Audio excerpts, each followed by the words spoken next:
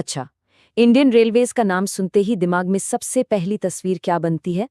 शायद खचाखच भरे हुए प्लेटफॉर्म्स, अपनी ही धुन में चलती ट्रेनें और हर तरफ वो एक जाना पहचाना सा शोर, अनाउंसमेंट्स, मतलब एक तरह का ऑर्गेनाइज्ड केओस, है ना?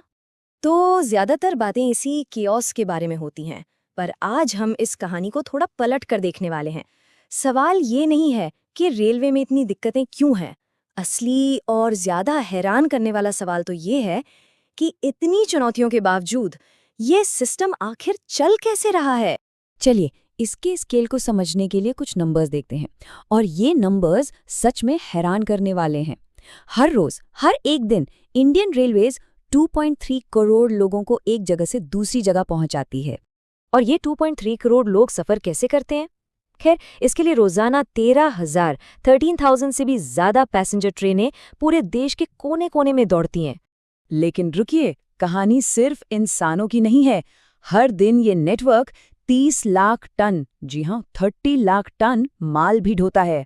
अब ये कितना ज्यादा है, इसका अंदाजा ऐसे लगाइए कि ये ऑस्ट्रेलिया की पूरी आबादी को उनके पूरे साजो सामान के साथ हर रोज एक जगह से दूसरी जगह शिफ्ट करने के बराबर है।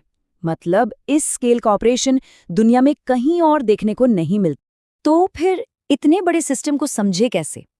देखिए, सबसे पहला नियम यह है कि इंडियन रेलवेज को सिर्फ एक ट्रेन सर्विस मानना बंद करना होगा। इसे एक चलते फिरते विशालकाय शहर की तरह सोचना होगा। मतलब ये सिर्फ ट्रेनें और पटरियां नहीं है, ये अपने आप में एक पूरा इकोसिस्टम है। और इसे समझने के लिए हमें एक पैसेंजर की तरह नहीं, बल्कि एक सिस्टम मैनेजर की तरह सोचना पड़ेगा, जिसकी नज़र सिर्फ अपनी एक ट्रेन या अपनी एक सीट पर नहीं, बल्कि पूरे के पूरे नेटवर्क पर होती है। क्योंकि ये एक ही वक्त में कई अलग अलग किरदार निभा रही है। ये एक ट्रांसपोर्ट सिस्टम तो है ही, साथ ही ये देश की सबसे बड़ी एम्प्लॉयर भी है। करीब 12 लाख लोग यहाँ काम करते हैं। ये बिजली की सबसे बड़ी कंज्यूमर्स में से एक है। और तो और ये अपने कोच और इंजन बनाने वाली एक बहुत बड़ी मैन्युफैक्चरिंग कंपनी भी है। अब सोचिए, ये सब कुछ एक ही संस्था कर रही है। यही चीज़ इसे दुनिया के सबसे कॉम्प्लेक्स ऑर्गेनाइजेशंस में से एक बना देती। तो सवाल फिर वहीं आकर अटक जाता है, इतना बड़ा, इतना कॉम्प्लेक्स सिस्टम हर रोज कोलैप्स होने से बच कैसे जाता है? चलिए, अब उस अदृश्य नेटवर्क को समझते हैं जो इसे गिरने से रोके हुए है। इसका जवाब एक शब्द में है, डिसेंट्रलाइजेशन, यानी पावर को एक जगह इकट्ठा न रखना। आप सोचिए, अगर हर छोटे बड़े फैसले के लिए देश के हर कोने से दिल्ली की इजाजत का इंतजार करना पड़ता, तो ये सिस्टम शायद एक दिन भी टिक नहीं पाता। तो किया क्या गया है? पूरे नेटवर्क को 18 जोन्स में बांट दिया गया है। हर जोन अपने इलाके के ऑपरेशंस के लिए काफी हद तक आजाद है। मतलब वो अपने ट्रैक्स, स्टेशंस और टाइम टेबल खुद मैनेज करता है। और ऊपर से एक सेंट्रल बॉडी है जो ये पक्का करती है कि नियम कानून पूरे देश में एक जैसे रहें। बस यही बैलेंस, लोकल आजादी और सेंट्रल नियम, इसकी सबसे बड़ी ताकत है। अच्छा, जमीनी स्तर पर ट्रेनें चलती कैसे हैं? देखिए, कोई भी ट्रेन सिर्फ लोको पायलट के भरोसे नहीं चलती। असल में उन्हें एक सेंट्रलाइज्ड कंट्रोल रूम से गाइड किया जाता है। इसे आप जमीन का एयर ट्रैफिक कंट्रोल समझ सकते हैं। हर कंट्रोलर की स्क्रीन पर दिखता रहता है कि कौन सी ट्रेन कहाँ है और आगे का ट्रैक खाली है या नहीं। और दिलचस्प बात यह है कि यहाँ बहुत हाईटेक ऑटोमेशन से ज्यादा भरोसा दशकों के इंसानी तजुर्बे और सेट प्रोसीजर्स पर किया जाता है। तो फिर सवाल उठता है कि ट्रेनें लेट क्यों होती हैं?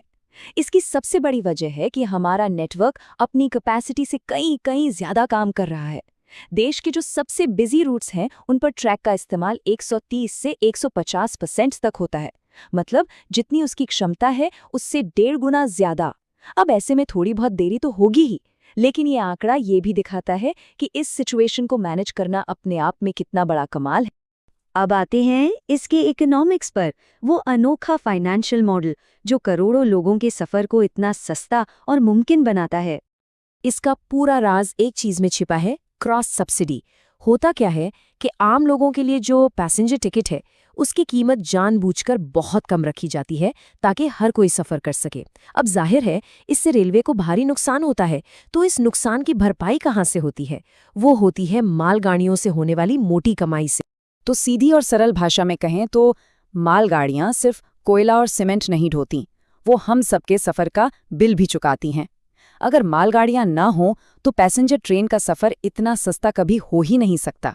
तो चलिए अब इन सभी धागों को एक साथ जोड़ते हैं और उस सेंट्रल आइडिया पर आते हैं जो इंडियन रेलवेज को असल में डिफाइन करता है।